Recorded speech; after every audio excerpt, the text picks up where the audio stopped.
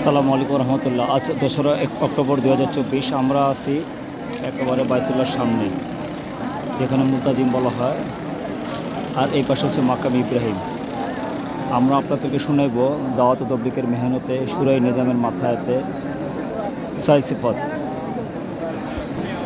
হুজুর পাক সাল্লাল্লাহু আলাইহি সাল্লামের সহবতে থাকিয়া সাহাবা আজমাইন রাদিয়াল্লাহু তাআলা আনহুম অনেক গুণে গুণান্বিত ছিলেন। এর মধ্যে কয়েকটি গুণের উপর মেহনত করিয়া আমল করিতে পারলে দিনের উপর চলে অতি সহজ। গুণগুলি হলো কালেমা, নামাজ, ইলমে, জিকির, ইকরামুল মুসলিমিন, সহিহ নিয়ত এবং দাওয়াত তাবলীগ। প্রথম গুণ ইমানি গুণ। ইমানি কালেমা লা ইলাহা ইল্লাল্লাহ মুহাম্মাদুর রাসূলুল্লাহ। এই কালেমার অর্থ আল্লাহ তাআলা ছাড়া আর কোনো মাবুদ নাই। হযরত মুহাম্মদ সাল্লাল্লাহু আলাইহি সাল্লাম আল্লাহ তাআলার প্রিয় রাসূল। আমরা দু চোখে যা কিছু দেখি বা না দেখি সব কিছুই মাখলুক। মাখলুক কিছুই করতে পারে না আল্লাহ তাআলার হুকুম ছাড়া, আর আল্লাহ তাআলা সব পারে মাখলুক ছাড়া। আর একমাত্র হুজুর পাক সাল্লাল্লাহু আলাইহি সাল্লামের তরিকা শান্তি আর কামিয়াবি। আল্লাহ তাআলা হায়াতের মালিক, আল্লাহ তাআলা মওতের মালিক, আল্লাহ তাআলা ইজ্জতের মালিক, আল্লাহ তাআলা বেইজ্জতের মালিক, আল্লাহ তাআলা সুখের মালিক, আল্লাহ তাআলা মুরাদের মালিক।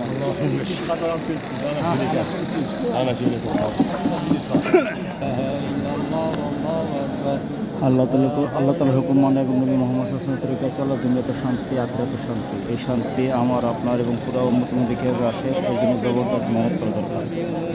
আল্লাহ তাআলা হায়াতের মালিক, মওতের মালিক, ইজ্জতের মালিক, বেইজ্জতের মালিক, সুস্থতার মালিক, অসুস্থতার মালিক, নিরাপত্তার মালিক, হেফাজতের মালিক। আল্লাহ তাআলার হুকুম মানা, নবী মুহাম্মদ সাল্লাল্লাহু আলাইহি ওয়াসাল্লামের তরিকায় চলা দুনিয়াতে শান্তি, আখিরাতে শান্তি। দুনিয়ার মধ্যে যত মানুষ আসছে এবং আসবে, তাদের মধ্যে সর্বশ্রেষ্ঠ মানুষ, যার নাম জবানে নিলেও 10টা নেকি ও 10টা গুনাহ পাওয়া, জান্নাতে 10টা দরজা বুলন্দ হয়, তিনি হচ্ছেন মুহাম্মদ রাসূলুল্লাহ সাল্লাল্লাহু আলাইহি ওয়াসাল্লাম। যে কালেমার লাভ হচ্ছে, যে ব্যক্তি একই নিয়তের সাথে এই কালেমা একবার পাঠ করবে, আল্লাহ তাআলা তার পিছনের জিন্দেগির সমস্ত গুনাহকে মাফ করে দেবেন। এই কালেমা আমি নিজে বেশি বেশি পড়ব, লাভ জন্য অপর ব্যক্তিকে দাওয়াত দিব, দোয়া করবো, আল্লাহ আপনি আমাকে এবং সমস্ত উম্মতকে কালেমার উপর ইয়াকিন করার তৌফিক দান করেন। এরপর হচ্ছে নামাজ। হুজুর পাক সাল্লাল্লাহু আলাইহি ওয়াসাল্লাম যেভাবে নামাজ পড়ছেন, সাহাবা আজমাইন রাদিয়াল্লাহু তাআলা আনহুমকে যেভাবে নামাজ শিখিয়েছেন, মেহনত করে ওইরকম নামাজের যোগ্যতা হাসিল করা।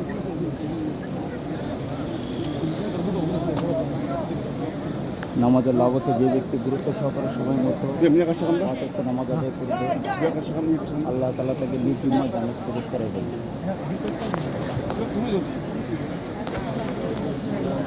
আল্লাহ তাআলার কাছে ওই নামাজ, ওই আমল সবচেয়ে উত্তম যে আমল অবলম্বন করা হয়।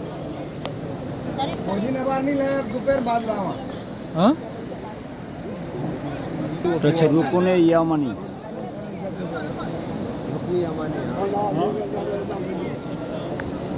ফরজ নামাজ আমরা জামাতের সাথে আদায় করব, সুন্নাত এবং ওয়াজিব নামাজের অবনত এবং নফল নামাজ বেশি বেশি করে আদায় করব।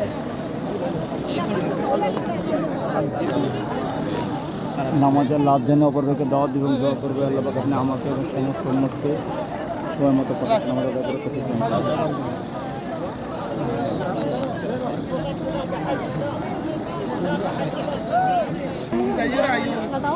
এলম ও জিকির। এলমের উদ্দেশ্য হচ্ছে আল্লাহ তাআলার কখনকে আদেশ ও নিষেধ জানিয়া হুজুর পাক সাল্লাল্লাহু আলাইহি ওয়াসাল্লামের তরিকায় আমল করা।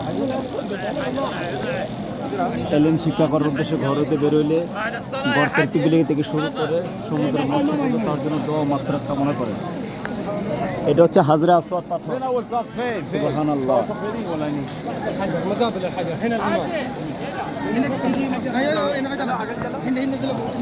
এলেম আমরা দুইভাবে শিখতে পারি। ফাজল এলেম আমরা তালিমের হালকা বসে শিখবো, এবং মাসনা মাসাইল এলেম আমরা হযরত উলামা কেরামের সহবতে গিয়ে শিখবো। এখানে কত মানুষ হজ করতে আসছে, এলেম না থাকার কারণে সমস্ত হজ, অনেকের হজই নষ্ট হইতেছে। হাজরে আসওয়াদ পাথর ধরার জন্য এই লাইন দেখেন অবস্থা। আর ভাই মহতরম দোস্ত বুজুর্গ, জিকিরের উদ্দেশ্য হচ্ছে হওয়ার হালতে আল্লাহ তাআলার ধ্যান ও খেয়াল অন্তরে পয়দা করা। জিকিরের লাভ হচ্ছে, জিকির করতে করতে যার জিহ্বা ও দিল তরতাজা থাকবে, কাল কিয়ামতে দিন আস্তে আস্তে জান্নাতে প্রবেশ করবে।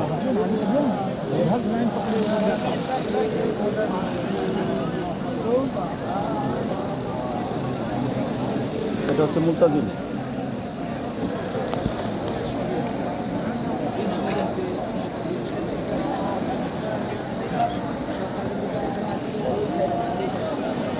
যেন উত্তম জিকির হচ্ছে লা ইলাহা ইল্লাল্লাহ এবং আফজাল জিকির হচ্ছে করোনা পাকের তেলাওয়াত করা আর সকাল বিকাল 3 তাসবিহ আদায় করা।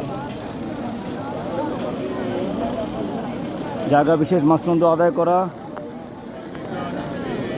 এবং কোনো পীর সাহেবের ওজিফা থাকলে এটাও সময় মতো আদায় করার চেষ্টা করা। একরামুল মুসলিমিন উদ্দেশ্য হচ্ছে হার মাকলুকের এহসান করা আর মুসলমান ভাইয়ের কিম্মত জানিয়ে কদর করা। কোনো মুসলমান ভাইয়ের উপকার করার নিয়ত করে চেষ্টা করিলে আল্লাহ তাআলা তার আমলনামায় 10 বছর নফলিত করে নেকি দান করবেন।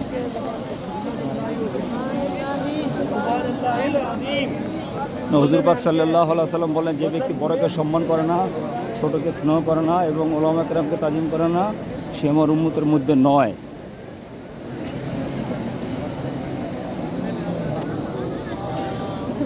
এই জন্য নিজে একরামের আমল করবো, একরামের লাভজনকতাকে দাওয়াত এবং দোয়া করবো, আল্লাহ আপনি আমাকে এবং সমস্ত মুসলমানকে এবং সমস্ত উম্মতকে একরামের সেবা দান করেন।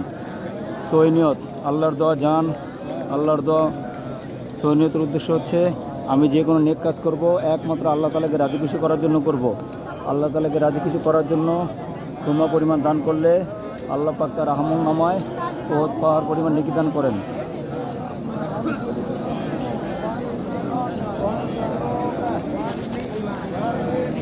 এই জন্য প্রত্যেকটা কাজের শুরুতে, মাঝে এবং শেষে যাচাই করবো যে কাজটা আল্লাহর জন্য হইতেছে কিনা। যদি আল্লাহ তাআলার জন্য হয়তো আলহামদুলিল্লাহ, আল্লাহ তাআলার জন্য না হলে নিয়তকে পরিবর্তন করে আবার নতুন করে নিয়ত করে নেব ইনশাআল্লাহ।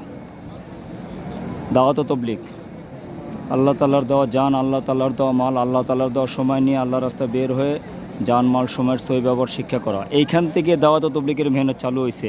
এই সে বাইতুল্লাহ, এসে আল্লাহর ঘর, হুজুর পাক সাল্লাল্লাহু আলাইহি ওয়াসাল্লাম, আবু বকর সিদ্দিক, ওসমান রাদিয়াল্লাহু আলী রাদিয়াল্লাহু আনহু, এরপরে মুয়াবিয়া রাদিয়াল্লাহু আনহু, উসমান রাদিয়াল্লাহু আনহু, আবু যর গিফারি রাদিয়াল্লাহু আনহু, বেলাল রাদিয়াল্লাহু আনহু, আম্মার রাদিয়াল্লাহু আনহু, সুমাইয়া রাদিয়াল্লাহু আনহা, খাদিজা রাদিয়াল্লাহু আনহা, ফাতেমা, রুকাইয়া, জয়নব সহকারে অন্যান্য মহিলা সাহেব যারা আছে এখান থেকেই ইমান গ্রহণ করছেন। এখান থেকে দাওয়াতের মেহনত শুরু হয়েছে।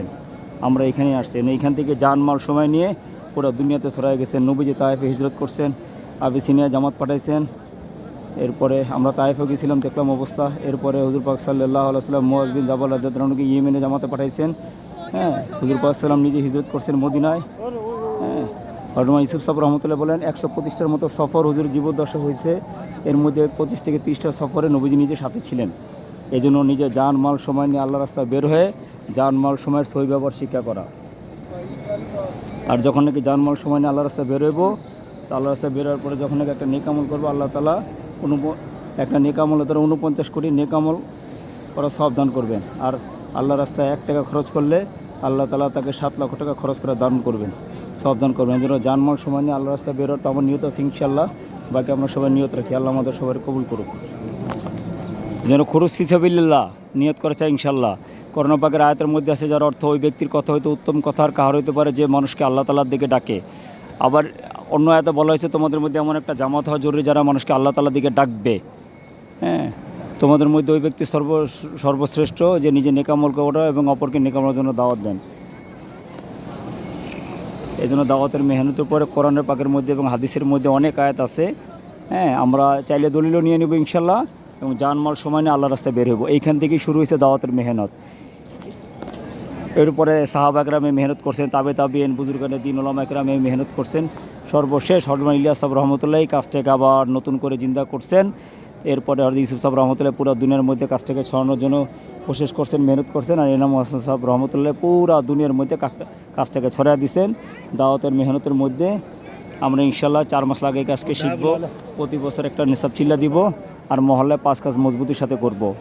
আর যারা মহিলারা মাস্তুরাতরা আছে ঘরে তালিমে বসবো, সূরা কিরাতের মশক করব, ঘরে মাঝে মধ্যে মাশওয়ারা করব। মহল্লার যে ইজতেমার তালিমের পয়েন্ট আছে, ইজতেমার তালিমের পয়েন্টটা তালিমের মধ্যে জুড়ব এবং মাহরম পুরুষের সাথে 3 দিন ওয়াক্ত লাগাইব। এরপরে 3 দিনের পরে 10 দিন ওয়াক্ত লাগাইব। এরপর 15 দিনের পরে 40 দিন। এরপরে 2 মাস বিদেশ সফরে যাবে ইনশাআল্লাহ। আল্লাহ আমাদের সবারে এই মেহনতের সাথে জোড়ার তৌফিক দান করেন, আমিন।